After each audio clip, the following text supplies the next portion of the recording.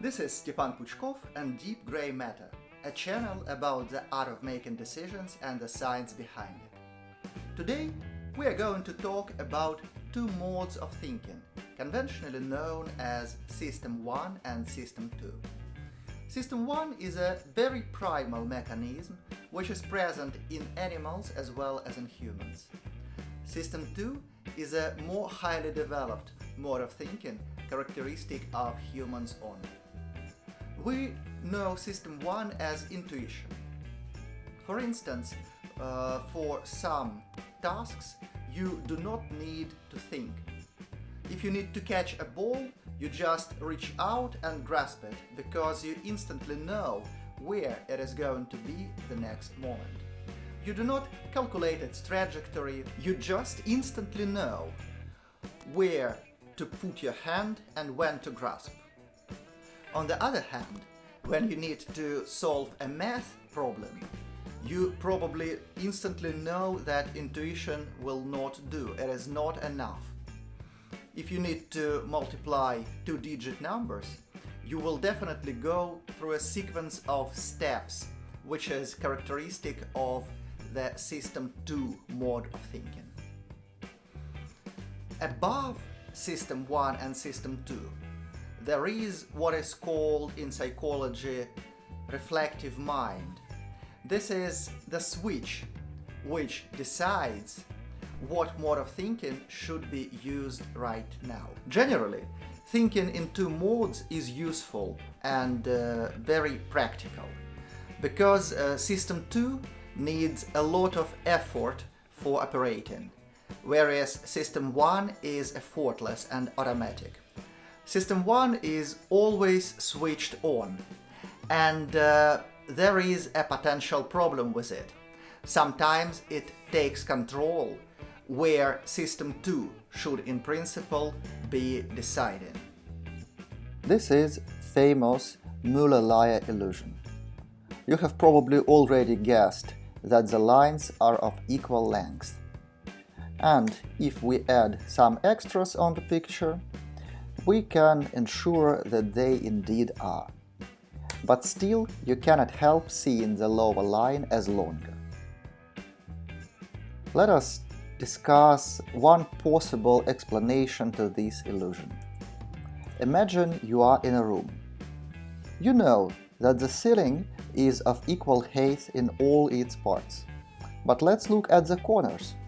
If you judge by their perceived height, you should think that the closer to you, the observer, the higher the ceiling is, since the line depicting the outer corner is nearly 2 times longer than the line depicting the inner corner.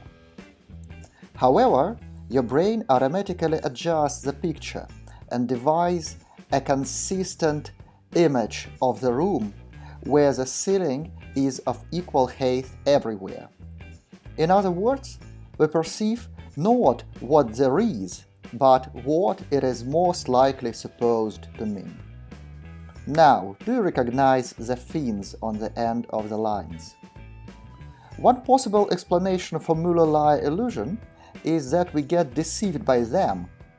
We tend to misinterpret the picture as a result of applying useful three-dimensional cues to a two-dimensional picture. Now, let's add these fins to a fragment of the outer corner. Now, the two lines that we know are equal obviously look different, an unsettling feeling. Now, once you have got a rough idea about how the two systems interact and where mistakes might occur, let us move further from visual illusions to illusions of thinking and discuss a classical riddle of cognitive psychology, cognitive reflection test. The cognitive reflection test consists of 3 questions. Take a time to think over each of them as we move further. The first question is as follows. A bat and a ball together cost $1.10.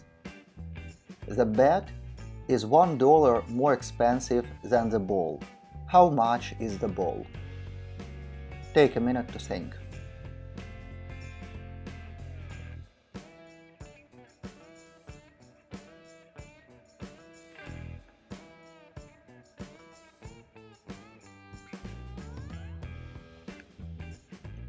The second question is as follows. 5 machines make 5 widgets in 5 minutes.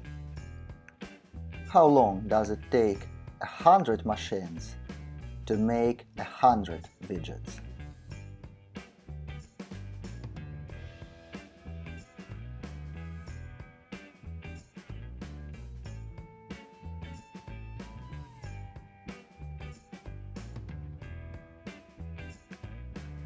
Finally, there is a patch of lily pads on the lake. Every day, the surface of the lake covered with the lilies doubles in size. If it takes 48 days for the lake to be entirely covered, how long does it take to cover half of the lake's surface?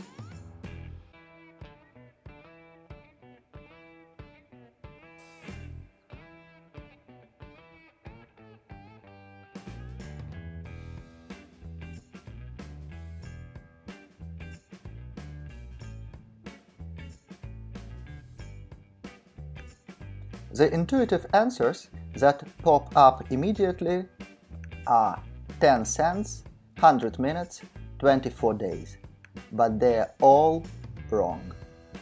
The correct answers are 5 cents, 5 minutes, and 47 days. Let us see why. The first question is, in fact, simple math. If you take a time to calculate it, you will see. But the problem was that it was extremely difficult to resist the intuitive answer that popped up in our mind immediately. For the second question, it's math again. If 5 machines produce 5 widgets in 5 minutes, it means that one machine produces 1 widget in 5 minutes. And no matter how many machines are working, in 5 minutes they produce an equal number of widgets. For the third question, it was a little bit more tricky. Most respondents overlook the fact that every day the surface covered with lilies is doubled. So, if it takes 48 days to cover the entire lake, on day 47, only half of the lake's surface was covered. When I first got to know it, my mind was blown. Since then on, I was constantly questioning myself if my ideas are that correct as I perceive them, and every time I get a sudden enlightenment or intuition, I question myself if it is correct. This was Stepan Puchkov and Deep Grey Matter. Between the devil and the deep grey matter, always choose the deep grey matter.